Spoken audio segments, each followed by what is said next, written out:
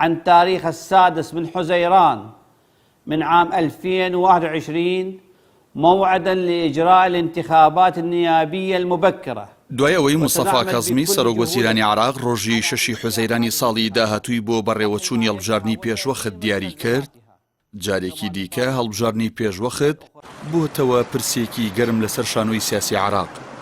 بەپێی دەستور دیاریکردنی ڕۆژی ئەنجامدانی هەڵبژاردننی پێشوەخت لە دەسەڵاتی سەرۆکوەزیرانی عێراقدا نییە و سەرۆک کۆمار ڕۆژەکە دەستنیشان دەکات. بەپێی مادەی 64 دەستوری عێراق لە دوو حاڵەتدا هەڵبژاردننی پێشوەخت لە عێراق بەڕێوە دەچێت. بەپێی بڕگەی یەکەمی مادەی 64 دەستوری عێراق دەبێت سەرۆک کۆمار ڕەزامەندی لەسەر داوایەکی سەرۆکوەزیران بۆ هەڵوەشاندنەوەی پەرلەمان بدات، ئەوەش بە دەنگدانی ڕەها واتە 166 ئەندامی پەرلەمان دێتە دی. بەپێی هەمان بڕگەی دەستوریەک لە سەرسەی ئەندامانی پەرلەمان داواکاریەک بۆ هەڵوەشاندنەوەی پەرلەمان پێشکەش دەکەن. ئەگەر زۆرینەی ڕەهای ئەندامان دەنگیان پێدا داواکاریەکە جێبەجێ دەبێت. هەروەها بەپێی بڕگەی دووەمی مادەی 64 دەستور دوای هەڵوەشاندنەوەی پەرلەمان سەرۆک کۆمار داوای ئەنجامدانی هەڵبژاردن دەکات کە لە 60 ڕۆژ تێپەڕ نەکات. حکوومەتیش دەبێتە کاربەڕێکەر. یەکێک لە داواکاریەکانی خۆپیشاندەرانی عێراق هەڵبژاردننی پێشوەخت بوو. بۆ بەڕێوەچوونی پرۆسەکەش دەبێت چەند ڕێکارێک ئەنجام بدرێن.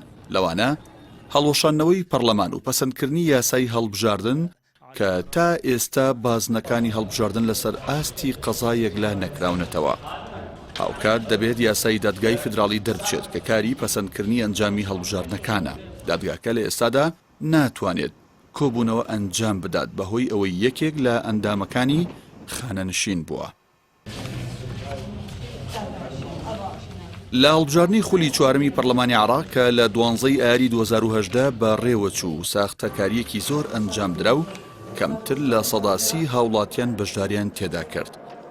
باش ئەنجامدانی هەڵبژاردنەکە عادل عەبدولمەهدی وەک سەرۆکوەزیرانی عێراق متمانەی پێدرا دوای ساڵێکیش لە تەمەنی حکومەتەکەی خۆپیشاندانی جەماوەری لە شارەکانی ناوەڕاست و باشووری عێراق سەری هەڵدا و عادل عەبدولمەهدی بەو هۆیەوە دەستی لە کار کێشایەوە. دوای شکستی دوو کاندیدی ڕاستپێدراوی سەرۆکوەزیرانیش بۆ پێگەنانی حکوومەتی نوێ لە مانگی ئایاری ئەم ساڵدا موستەفا کاظمی وەک سەرۆکوەزیرانی نوێی عێراق دەست بەکار. خطابها من أجل النهوض في العراق. شكرا جزيلا.